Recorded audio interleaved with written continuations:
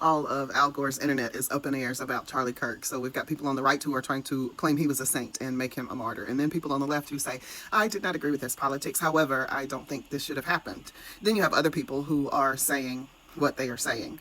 They are reminding people of what he said. And it has been a merry band of mess. Let me tell you what I was reminded of today.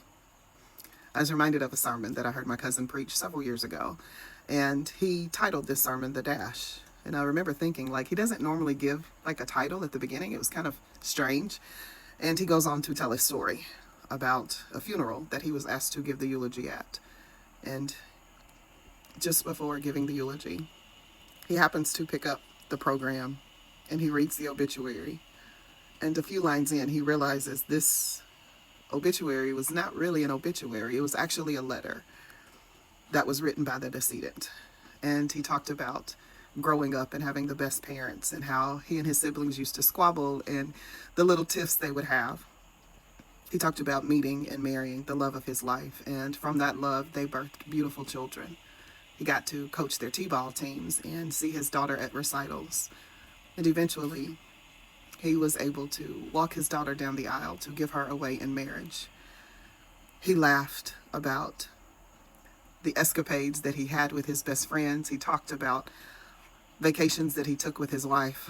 He bemoaned about that one coworker who always got on his nerves and how he and his other coworkers would laugh when they would meet for coffee breaks. What he was reading was a letter that the decedent wrote, highlighting all of the great things about his life, the organizations that he supported, the ways that he gave back to his community. And when his family found that shortly after he passed, they realized he had written his own obituary by the way he lived his life. And so my cousin is preaching and he starts to paint this picture after telling us this story. And he asked us to imagine we are in the graveyard. We are standing over the tombstone of one of our loved ones.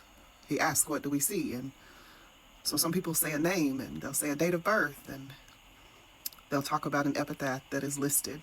You know, beloved wife, devoted husband, wonderful mother, brother, sister. And he asked, what is the most important thing there?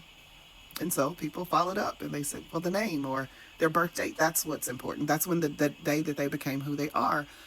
Someone else said, the way that they're remembered, you know, beloved wife or loving husband.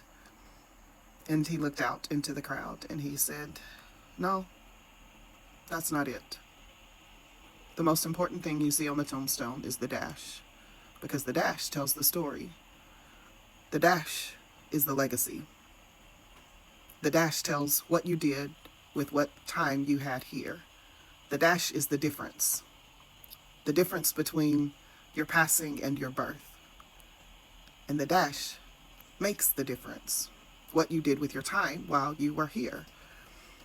The reason you see so many different people grappling with emotions, wondering whether or not they should feel empathy or wondering if they feel bad for not feeling empathy at all, the reason you see that is because we are reliving Charlie Kirk's dash.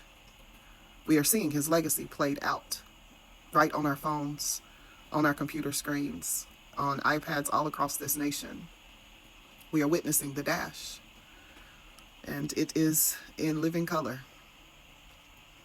It highlights that he has indicated that the greatest error this country ever made was passing civil rights legislation.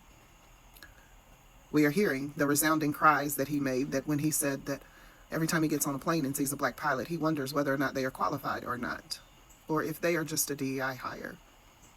We've heard over and over again how he has questioned Justice Ketanji Brown Jackson's qualifications, even though she is the most qualified Supreme Court justice we have ever had. He has called her a diversity hire. We have heard him degrade the black community, demonize members of the LGBTQIA community. We have heard the dash over and over and over again. It's not a matter of whether or not you agree. The issue is, we see the legacy. We see who and what he stood for. And if you are a part of a community, as I am, that he demonized, that he dehumanized, where he degraded you, where he said you are inherently violent, even if you have never exercised violence, then your emotions are very valid. And if you did agree with him, those emotions are still valid. I'm not here to validate your emotions one way or the other, but I am here to challenge you. I'm here to challenge you to live out the dash. What will your legacy be when you pass? What will be written? Will we have to lie and say you were a great person and you stood up for people? Or will we tell the truth? Will we say that you spoke out against injustice, you stood up for people even when you were not the one being oppressed?